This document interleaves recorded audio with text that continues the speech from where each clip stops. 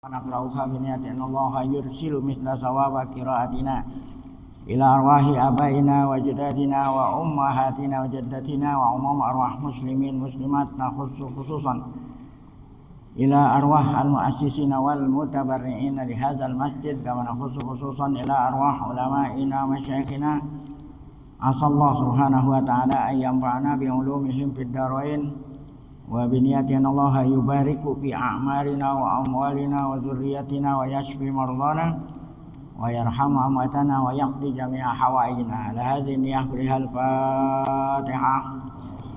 أعوذ بالله من الشيطان الرجيم. بسم الله الرحمن الرحيم. الحمد لله رب العالمين الرحمن الرحيم مالك يوم الدين. إياك نعبد وإياك نستعين. اهدنا الصراط المستقيم صراط الذين أنعمت عليهم غير المغضوب عليهم ولا الضالين آمين. Bismillahirrahmanirrahim. Alhamdulillah rabbil alamin. Shalatu wassalamu ala asyrafil anbiya'i wal mursalin sayyidina wa nabiyyina Muhammad wa ala alihi wa sahbihi ajmain wa ba'du. Yang saya muliakan para guru, para asatidzah, para bapak hadirin, pengurus serta jamaah majelis ta'lim subuh gabungan sekecamatan Pancoran dan sekitarnya.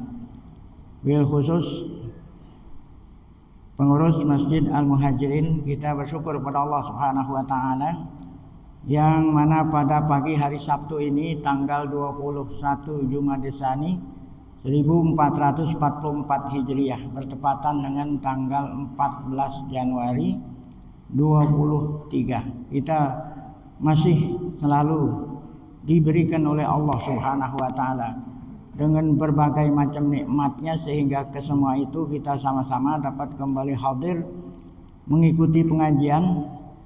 Tidak lain harapan kita semoga keberadaan kita di tempat yang mulia ini tercatat di sisinya sebagai amal ibadah yang diterima, dosa-dosa kita diampuni, serta ilmu pengetahuan yang kita tuntut Allah jadikan ilmu yang bermanfaat. Amin ya rabbal alamin. Giliran kita membaca tafsir ayatul ahkam, kemudian nanti akan kita lanjutkan dengan ilmu tauhid atau akidah. Mengenai ayatul ahkam di halaman 126 masih seputar kata-kata yang perlu dipahami firman Allah Subhanahu wa taala yang berbunyi a'udzubillahi minasyaitonirrajim.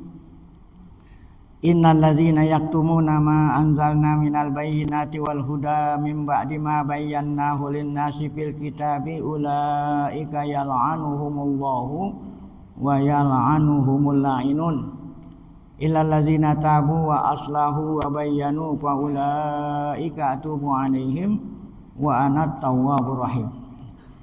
Ini ayat termasuk ayatul ahkam karena mengandung hukum kitmanul ilmi syar'i, menyembunyikan ilmu yang diperlukan gitu. Ilmu syar'i ini bukan hanya ilmu agama, ilmu yang dibutuhkan bagi yang punya ilmu itu dibutuhkan oleh masyarakat, maka wajib ilmu itu diberitahu kepada yang memerlukan. Nah, ini ayat ini mengandung hukum. Apa itu hukumnya? Hukumnya itu innalladzina yaktumuna, mereka yang menyembunyikan menyembunyikan ayat-ayat Allah, maksudnya ayat yang dibutuhkan oleh manusia. Padahal Allah sudah terangkan di dalam Quran. Dia nggak nerangin, nggak sampein kepada umat. Maka orang itu yal'anuhumullah wa yal'anuhumul la'inun. Allah kutuk, bukan hanya Allah yang mengutuk, ada lagi makhluk-makhluk lain yang mengutuk. Nah, ini perlu ada keterangan di sini yang dimaksud siapa itu selain selain Allah mengutuk. Nah, di sini di halaman 136 yal'anu apa artinya yal'anu? Yutriduhum. Yal'anu itu Allah usir. Jadi Allah ngutuk artinya Allah ngusir. Yub'iduhum, Allah menjauhkan. Kalau nggak tahu artinya ngusir, Allah jauhin gitulah. Allah usir, Allah jauhin dari apa? Min rahmatihi, nah, dari rahmatnya. Nah itulah artinya Allah kutuk. Jadi Allah kutuk artinya apa? Allah jauhin, Allah usir dari rahmatnya. Masya Allah, kalau kita ini dijauhin dari rahmat Allah, bagaimana kita bisa hidup? Nggak usah 1 menit, ya 1 detik aja. Kalau kita nggak dapat rahmat Allah, kita nggak akan hidup di dunia ini. Oksigen, tuh rahmat Allah. Kalau kita nggak dikasih oksigen, mati kita. Itu baru hanya 1. Jadi mereka yang punya ilmu tidak menyampaikan ilmunya kepada yang memerlukan, maka orang itu dikutuk oleh Allah. Apa itu dikutuk? Diusir, dijauhin dari rahmatnya. Wa aslul la'ni, karena menurut asal artinya laknat itu al-ib'adu wa tardu. Menurut asal arti daripada al-la'nu ngusir gitu. Nah, tapi yang dimaksud di sini bukan umumnya ngusir, tapi ngusir, diusir, dijauhin dari rahmat Allah. Qala Syamah, ada seorang penyair orang Arab waktu zaman dulu yang kata-katanya bisa dijadikan buat contoh. Maqamul dhi'bi karrajulil lain. Apa itu artinya? Maqamul dhi'bi binatang buas. Adzi bukan serigala. Ya, kedudukan binatang serigala bagaikan orang yang dikutuk. Apa yang dikutuk?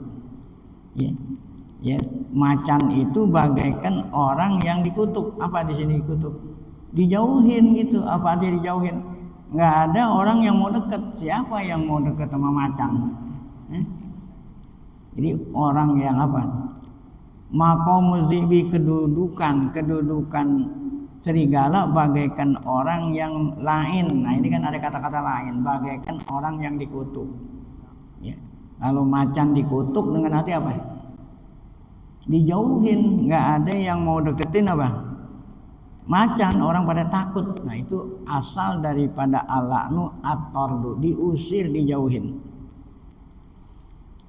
Nah itu artinya laknat. Nah sekarang wayal anuhumul la'inun. Jadi bukan hanya Allah saja yang ngutuk, tetapi makhluk-makhluk lain pun mengutuk. Nah sekarang ingin tahu siapa yang dimaksud makhluk-makhluk lain yang turut mengutuk orang itu.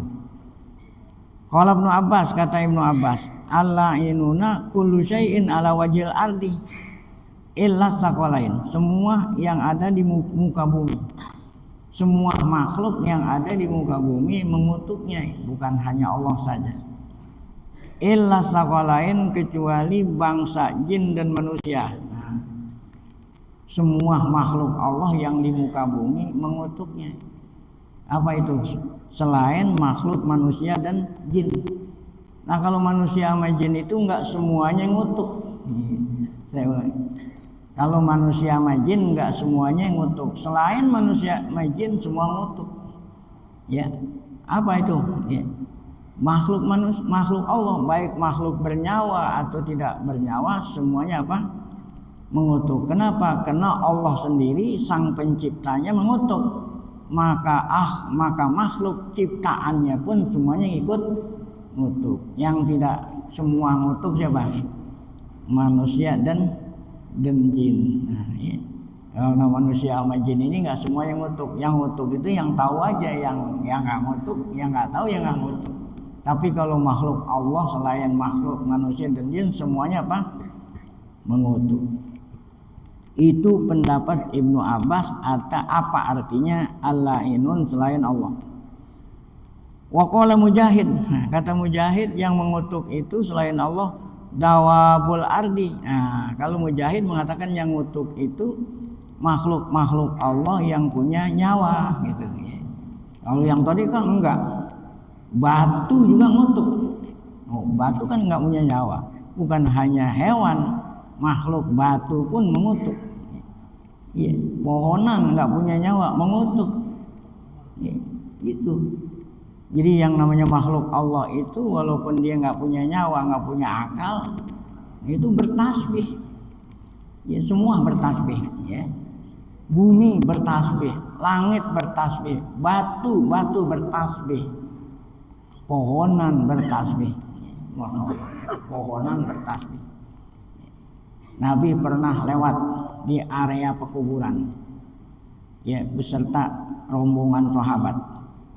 Nabi dikasih tahu oleh Jibril ada 2 kubur yang sahibul kubrinya sedang disiksa, sisa kubur.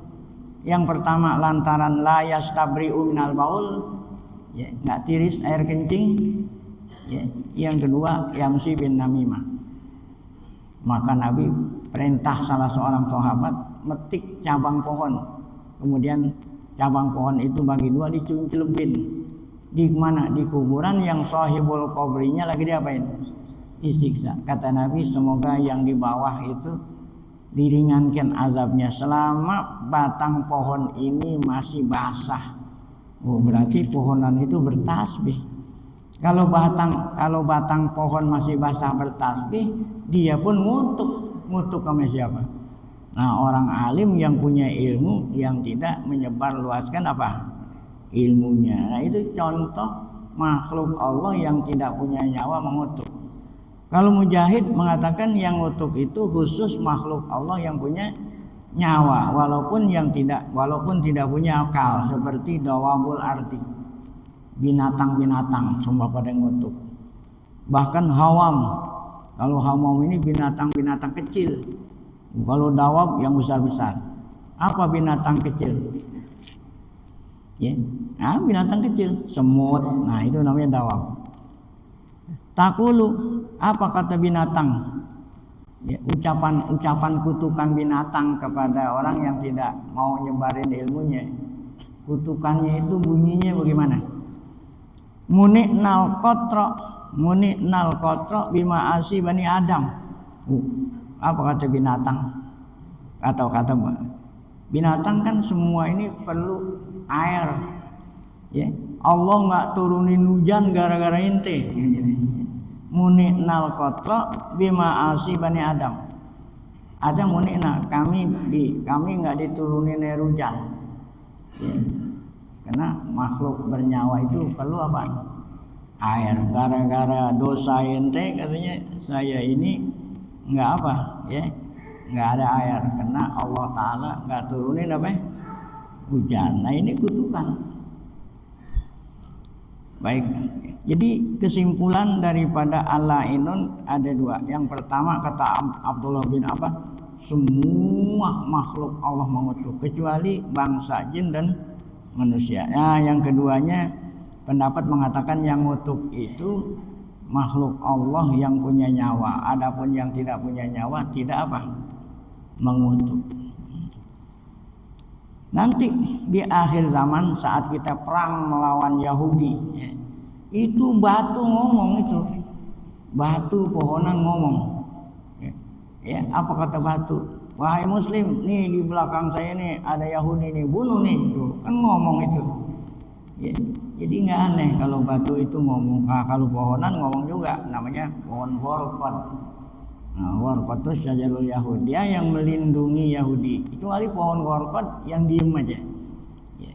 Kalau yang lain-lain tuh pada kasih tahu, wahai muslim nih belakang saya ada Yahudi ngumpet nih, ya, bunuh dia. Nah, as-sahih. Nah, dari 2 pendapat tadi, pendapat yang sahih yang mana? Yang ngutuk itu al-malaikatu wal anbiya wa jami'un nas. Nah, yang sahih itu pendapat yang paling kuat itu yang ngutuk itu malaikat.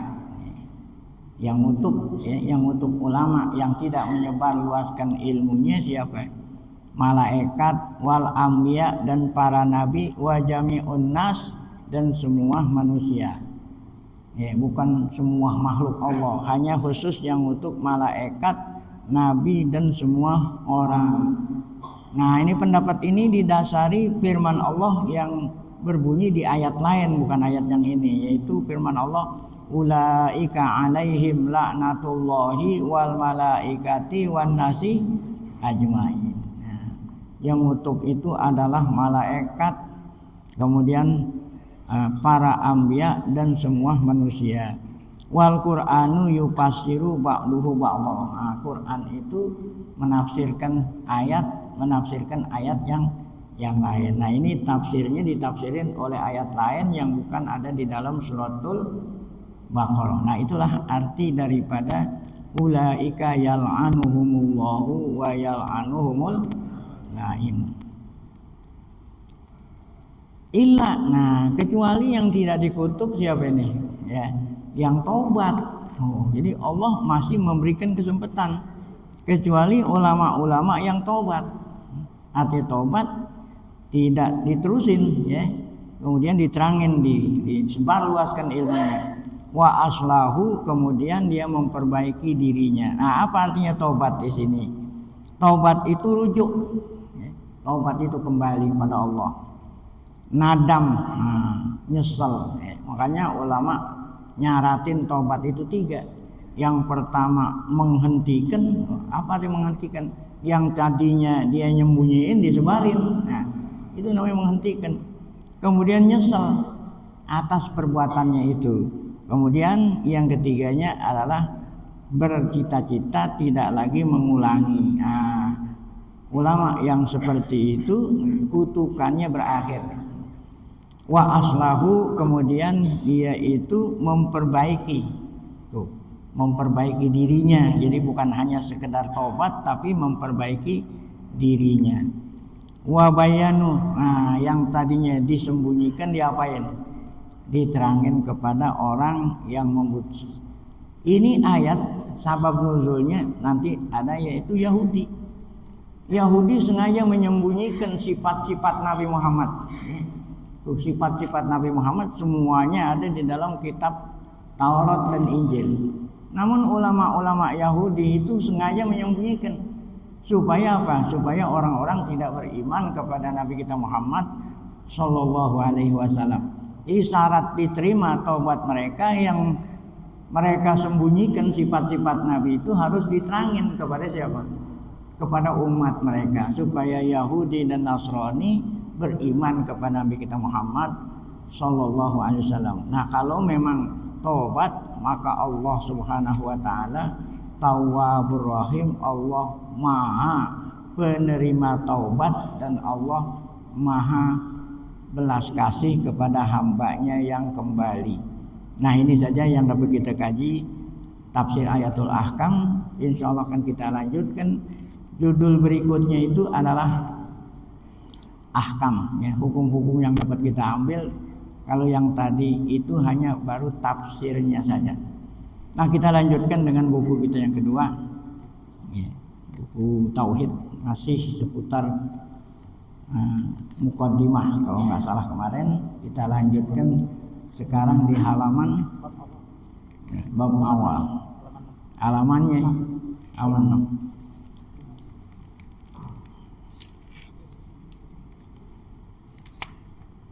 Baik, halaman 6 bab pertama. Yaitu tidak lain yang dimaksud dengan bab pertama adalah rukun iman. Rukun iman yang pertama, yaitu apa? Sama-sama kita sudah maklum, yaitu al-i'tiqad.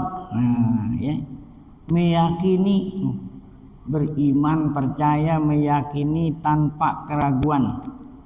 Apa itu? Yajibu lillah. Ya. Artinya yajibu lillah. Jadi kita bukan hanya sekedar beriman kepada Allah yang Maha Esa, tidak ada sekutu baginya. Bukan hanya itu saja. Ya, kita beriman dengan adanya Allah yang Maha Esa, tidak ada sekutu baginya, disertai dengan apa? Bahwa Allah Subhanahu Wa Taala mempunyai sifat-sifat kesempurnaan. Ya. Wajib bagi Allah mempunyai sifat-sifat kesempurnaan, dan mustahil atas Allah mempunyai sifat-sifat kekurangan.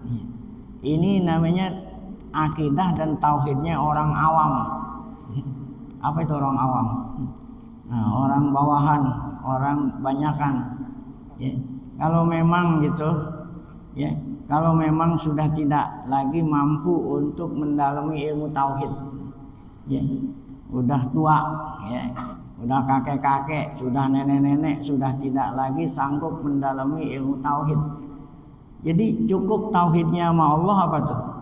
Percaya sama Allah Tuhan, ya, yang Maha Esa, tidak ada sekutu baginya, bahwa Allah Tuhan kita mempunyai sifat-sifat kesempurnaan dan tidak punya sifat-sifat kekurangan. Cukup. Iman orang awam seperti itu cukup. Artinya apa? Wajib, ya. Wajib diterima oleh akal sehat. Allah Ta'ala mempunyai sifat kesempurnaan. Karena yang namanya Tuhan, semuanya sifatnya apa? Sempurna. Apa itu sifatnya Tuhan? Allah maha melihat, sempurna gitu. Allah maha mendengar, sempurna. Tapi kalau kita juga ngelihat, tapi penglihatan kita nggak sempurna. Jauhan dikit aja kita nggak lihat. Apalagi ada yang ngalingin. Jauhan aja dikit nggak lihat. Nah, berarti sifat kita nggak sempurna. Allah maha mendengar. Oh, berarti pendengaran Allah apa? Sempurna. Beda dengan pendengaran makhluknya. Kita ini nggak sempurna. Nah, itu artinya Allah wajib punya sifat kesempurnaan. Apa yang wajib diterima oleh akal sehat, dan mustahil artinya tidak diterima oleh akal sehat Allah mempunyai sifat kekurangan. Nah, itu cukup akidahnya orang awam yang udah tidak lagi bisa mampu mendalami ilmu tauhid. Nah, bagi kita yang masih muda-muda ini masih bisa belajar, tentu nggak sampai di situ saja. Harus kita tahu mana sifat-sifat Allah yang wajib, mana yang mustahil, mana yang jaiz. Nah, di sini akan diterangin yang wajib itu ada 20. Yang mustahil lawannya kebalikannya ada 20. Jadi berarti jumlahnya berapa ya? 40. Nah, kemudian yang jaiz, yang boleh diterima boleh tidak 1. Jadi jumlahnya berapa? 41. Nah, ini namanya ilmu tauhid. Ya, khusus iman sama Allah, kita harus tahu mana aja yang wajib, mana yang mustahil, mana yang jaiz. Nah, itu. Nah, kalau untuk orang awam cukup tadi, nggak perlu dirinciin atu-atu. Pokoknya Allah punya sifat sempurna, Allah tidak punya sifat kekurangan. Nah, udah. Nah, adapun kalau secara tafsil, secara rinci, ya ini yang wajib diketahui oleh kita ini yang masih bisa belajar. Tidak cukup hanya akidah mujmalah. Nah, akidah secara garis besar, tetapi harus tahu secara rinci. Ada berapa sifat yang wajib? Ada 20 sifat.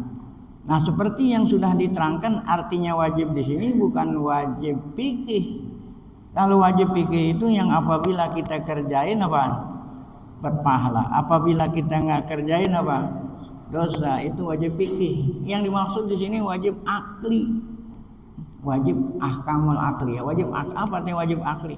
Wajib diterima oleh akal sehat. Kalau ente mengaku punya akal sehat, wajib terima. Jangan menolak. Contoh, 1 ditambah 1 sama dengan 2. 1 tambah 1, 2. Wajib diterima atau wajib ditolak? Terima. Kalau ente punya akal sehat, nggak boleh bilang itu salah. 1 tambah 1 sama dengan apa ya? 2. Wajib diterima oleh akal sehat atau wajib ditolak? Nah, terima. Nah, sekarang mustahil. 1 tambah 1 sama dengan 3. Wajib diterima atau wajib ditolak? Nah, itu arti mustahil. Nah, ketika kita bilang Allah wajib punya sifat 20, artinya 20-20-nya ini wajib diterima oleh akal sehat. Contoh, ini contoh, ntar kan keterangannya selesai. Yang pertama, wujud. Apa wujud? Ada. Adanya Tuhan, adanya Allah, adanya Tuhan wajib diterima oleh akal sehat. Kalau ente nggak terima, berarti akal ente apa? Sehat. Gitu kan, sama aja seperti 1 tambah 1 ente bilang salah. Berarti otak ente nggak. Jadi orang-orang yang tidak percaya adanya Tuhan, berarti semuanya pada majnun itu. Kan ada orang yang mana komunis itu tidak percaya adanya Tuhan. Nah, berarti orang itu pada gila tuh semua. Karena kalau dia punya akal waras pasti menerima adanya Tuhan. Mana bukti akal kalau Tuhan ini wajib adanya? Adanya alam semesta. Adanya alam semesta wajib adanya Tuhan. Kenapa? Karena nggak mungkin adanya alam kalau nggak ada Tuhan yang bikin. Nggak usah alam semesta yang sedemikian besar. Di depan saya ada gelas. Adanya gelas di sini menunjukkan adanya yang apa? Yang bikin. Masa iya tuh gelas jadi sendiri? Nah, makanya dibilang wajib diterima oleh akal sehat. Nah, itu wajib. Wujud, idam, bako. Ada berapa itu semuanya? 20. Itu semua wajib diterima oleh akal sehat. Nah, kalau yang mustahil ditolak kebalikannya. Kalau tadi sifatnya Allah itu wujud, kebalikannya apa? Enggak ada, Tuhan enggak ada. Itu wajib ditolak gitu. Nah, inilah ilmu tauhid atau rukun iman yang pertama nanti yang akan kita kaji. Jadi kesimpulannya mengenai iman kepada Allah ini ada dua. Yang pertama, imannya orang yang sudah tidak lagi bisa mampu mendalami ilmu tauhid, cukup dia percaya adanya Allah, Allah punya sifat kesempurnaan dan mustahil mempunyai sifat kekurangan. Tapi bagi kita nih yang masih bisa belajar tentu tidak cukup seperti itu, harus kita pelajari. Berapa? Ada 20 yang wajib. Berikut dalil-dalilnya nanti. Ini dalil ada dua, ada dalil akli, ada dalil nakli. Jadi kalau ilmu tauhid itu yang diutamakan dalil akal dulu. Setelahnya sudah percaya dengan akal, baru dikuatkan dengan dalil dari Quran dan hadis. Ada 20 sifat yang wajib, 20 lawan yang mustahil, dan 1 sifat yang jaiz. Insya Allah semuanya itu nanti akan kita kaji satu persatu. Untuk pengajian hari ini kita cukup sekian, hanya sekedar untuk sekilas pandang. Ada ilmunya tauhid orang awam, ada ilmu tauhidnya orang apa? Yang masih muda, yang masih mampu mendalami. Nah, ini saja sebelum kita tutup nanti dengan zikir tauhid dan lain sebagainya. Mari sama-sama kita baca Fatihah. Semoga berkah Fatihah Allah Subhanahu wa taala berikan kita panjang umur di tahun yang baru ini. Allah berikan kita taufik dan hidayah sehingga amal perilaku kita tahun yang baru ini lebih baik daripada tahun-tahun yang akan datang. Dan saat Allah panggil dalam keadaan husnul khatimah. Ala hadhihi al-Fatihah. A'udzubillahi minasyaitonir rajim. Bismillahirrahmanirrahim. Alhamdulillahirabbil alamin arrahmanir rahim maliki yaumiddin. Iyyaka na'budu wa iyyaka nasta'in. Ihdinas shiratal mustaqim. Shiratal ladzina an'amta 'alaihim ghairil maghdubi 'alaihim waladdallin. Amin. Mohon maaf akhirul kalam. Assalamualaikum warahmatullahi Amin.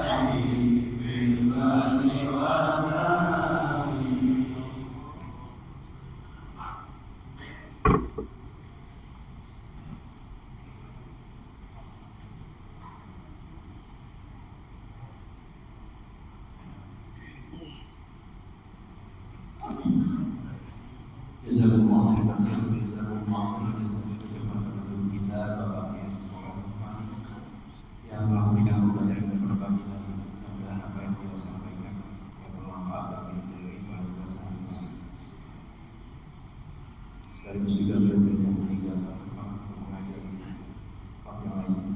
Dan berdoa kepada beliau yang pun terus rezekinya bisa menunjukkan kita.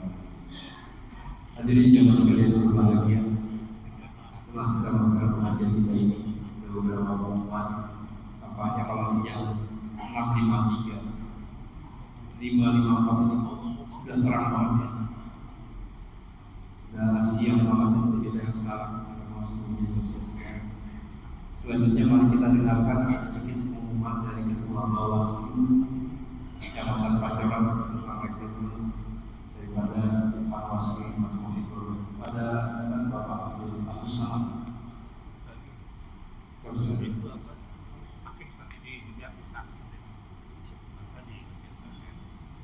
Sini Bapak. Bismillahirrahmanirrahim. Assalamualaikum warahmatullahi wabarakatuh. Bismillahirrahmanirrahim. Wa nasta'inuhu wa nastaghfiruh wa na'udzu billahi min shururi anfusina wa min shururi anfusina wa min sayyiati a'malina. May yahdihillahu fala mudilla lahu wa may yudlil fala hadiya lahu. Asyhadu an la ilaha illallah wahdahu la syarika lahu wa asyhadu anna Muhammadan abduhu wa rasuluhu la nabiyya ba'dahu.